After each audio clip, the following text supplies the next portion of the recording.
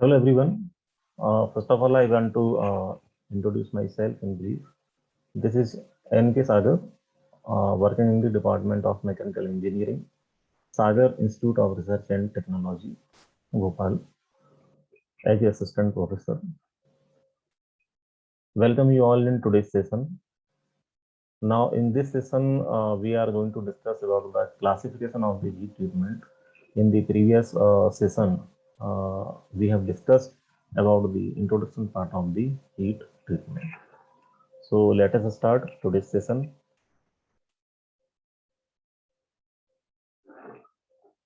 Yes, in the I want to connect you all with the previous session what we have discussed.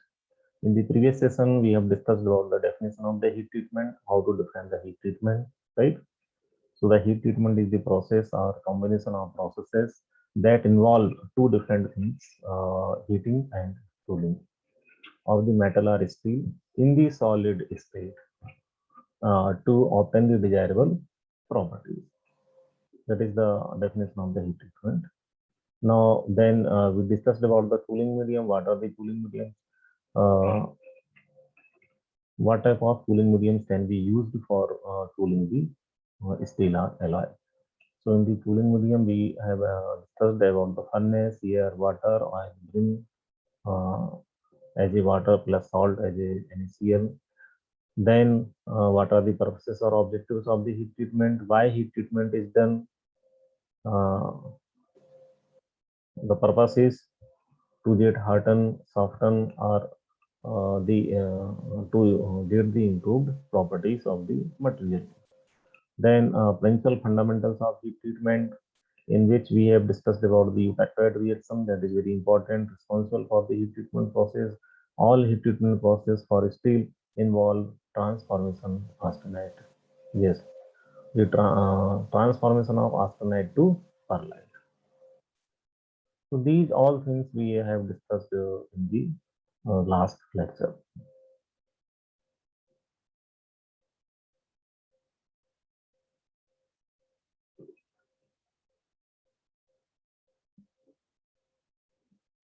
And this is the iron carbon phase diagram that is very important for the treatment processes. In the coming lectures, coming sessions, we discuss one by one the heat treatment process, and at that time, I will connect this diagram to that particular heat treatment process.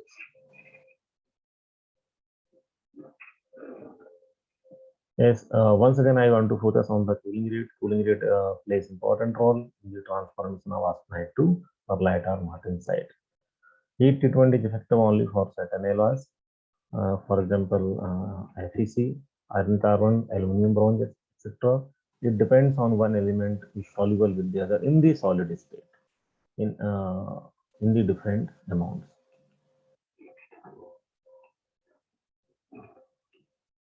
Now then we discussed about the stages of the heat treatment, right? So the overall heat treatment process is divided into three stages. Number one, heating.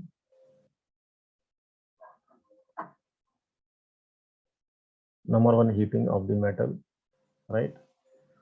Without letting it reach its molten state, right? Now we have to heat the metal uh, up to a certain temperature, not up to the its melting range, right? Then holding and last cooling. So these are the stages. Number one, heating, second are holding, and third is cooling. By following these three stages, we can perform the heat treatment process. Now, the classification, how the heat treatment processes are classified. So, dear all friends, the heat treatment processes are defined into two categories, namely, number one is bulk heat treatment processes, number two is surface heat treatment processes. What do you mean by bulk heat treatment processes? In these processes are carried out for getting the desirable conditions in the whole alloy, metal or component, and this is a internal phenomenon. It means in this process. In these processes, we are going to apply the heat treatment for whole alloy. Now, the what will be the result? The complete properties can be changed. So this process will be applied for the whole component, whole alloy, or whole metal, right? And number two is surface heat treatment process. In this, these processes are carried out to improve the surface properties, not internal properties. So this is surface phenomena.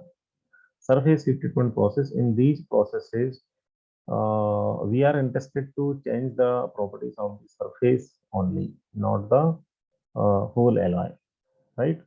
So in the second classification, we will discuss about the surface heat treatment processes, in which we will discuss how the properties of the surfaces of the component can be improved. And in the number one, we will discuss different heat treatment processes through which we can change the property of the complete metal component of alloy. So these are the two categories. Under them, the heat treatment process are classified. So this is the complete chart of the heat treatment processes. Now the same chart we can look here. Classification of heat treatment processes, two category, bulk and surface. Under bulk heat treatment processes, there are four different processes. Number one is annealing. Number two is normalizing. Number third is hardening. Number fourth is tempering. So these all are bulk heat treatment process. Annealing, bulk heat treatment process, normalizing, hardening, and tempering. Further, the annealing is categorized into four subcategories. Number one is full annealing. Number two is recrystallization annealing. Number three is stress relief annealing. Or number four is sterilization annealing. Under tempering, there are two processes. Number one is Mahr tempering. Number one is Mahr tempering. Number two is Ast tempering. So these all are the bulk heat treatment processes through which we can change the properties of the whole alloy or whole material. Now the second category, that is surface heat treatment process. So as per the definition, we understood that what do we mean by surface heat treatment. In these processes, the properties of the surfaces can be improved. We are interested to improve the surface properties, not internal properties. And the upper part is known as case or surface, and the internal remaining part will remain unchanged. So that part is known as core. The properties of the core part will not change, right? They will remain same. The properties of the surface will be changed. So surface heat treatment processes are performed by two ways. Number one is thermal based. Number two is thermochemical based. Under the thermal based, there are four processes. Number one is flame hardening. Number two is induction hardening. Number third is laser hardening. Number four is electron beam hardening. Under thermochemical process, there are three methods: carburizing, nitrating, and cyaniding. And ultimately, with the help of these all processes, we are going to increase the hardness of the surface. So under the surface heat treatment process, we have one goal to increase the hardness of the surface, and that is very important for those components, uh, which are having regular motion, right? Yeah, which are having regular meshing between them during the application. So for those all components, surface heat treatments are used to increase the hardness of the surface. So in the detail, we will discuss when the surface heat treatment, when we will study surface heat treatment.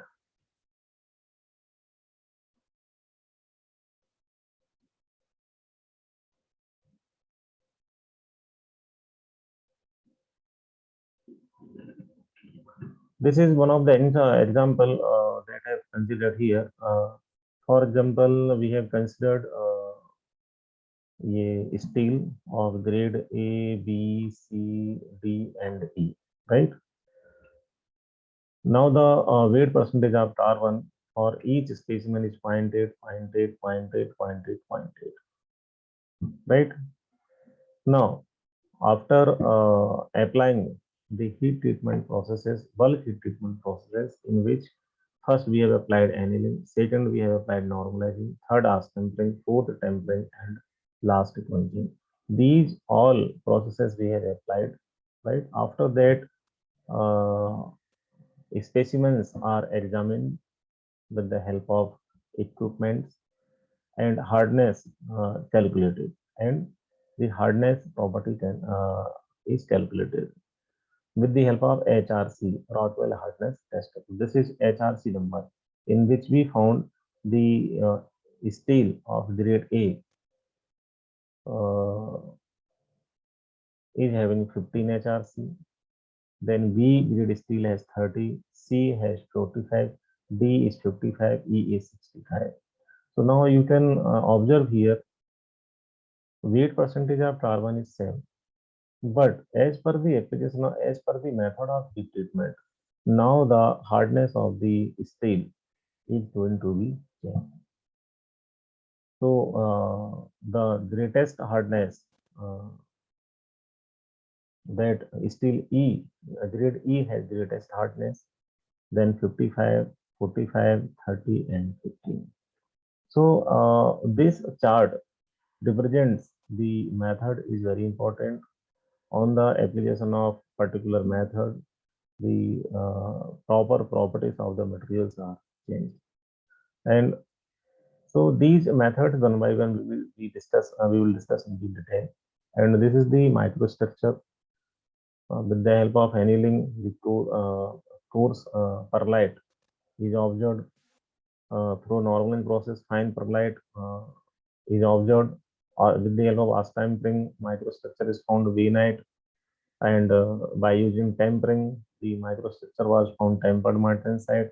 And when we have used the quenching, the microstructure was found martensite. So this chart represents the effect of the heat treatment, right?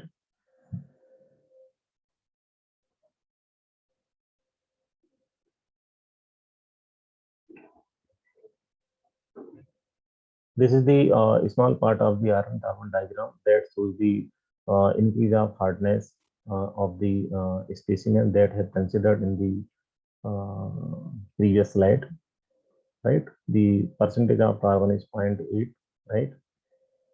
And this is the eutectoid reaction taking place at 725 degrees Celsius. Above eutectoid reaction, there is austenite in the form of gamma, and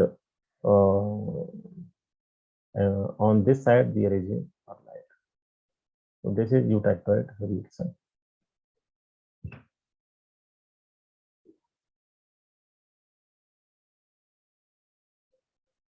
So thank you very much. In today's session, we have discussed about the classification of the heat treatment processes. Under the classification, we have classified the heat treatment process in two categories. Number one is bulk heat treatment process. Number two is surface heat treatment process. Under the bulk heat treatment process means the heat treatment process is used for the whole alloy, and the complete properties can be changed. And in which we have seen the number of methods. We have listed number of methods in which one is annealing process, second is under annealing. There are four sub annealing processes: full annealing, reach slice and annealing, spotizing annealing, and stress relief annealing. Then second is normalizing, third is uh, quenching or hardening, and fourth is tempering. And on the other hand, now the second classification based on the surface heat treatment process. So first we have defined the surface heat treatment process. Surface heat treatment process can be processed by two ways. Number one is thermal based, number two is thermochemical based. On the thermal based, we have seen four different processes: induction hardening, flame hardening, laser hardening, electron beam hardening, etc. And on the thermochemical based, we have seen three different processes. Number one is carburizing, nitriding, and cyaniding. And after over the discussion on the classification, we have taken one example. We have considered a single sample of the steel in which carbon content is 0.8%, right? So we have considered five different samples with containing the same carbon content, that is 0.8%, but we have applied different heat treatment process. First, we have used annealing, then used normalizing, then tempering, ash tempering, then quenching. Then, what result we have seen? So, we have seen in the result that as per the application of different methods, now the properties, that is one of the property we have observed, that is hardness. Hardness was found different in each heat treatment process.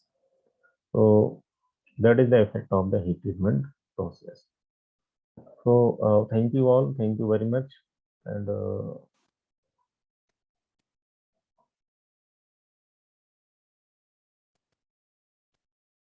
we will meet soon in the next coming lecture. So thank you all.